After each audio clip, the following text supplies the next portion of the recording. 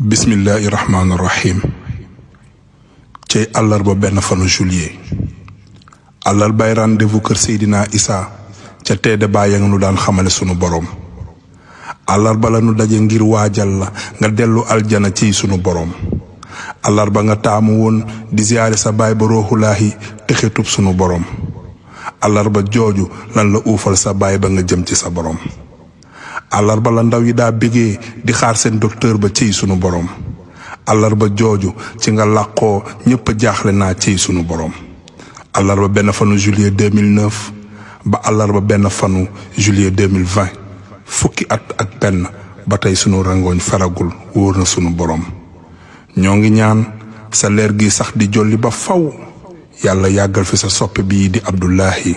amin yomb na sunu boroom taalibe ma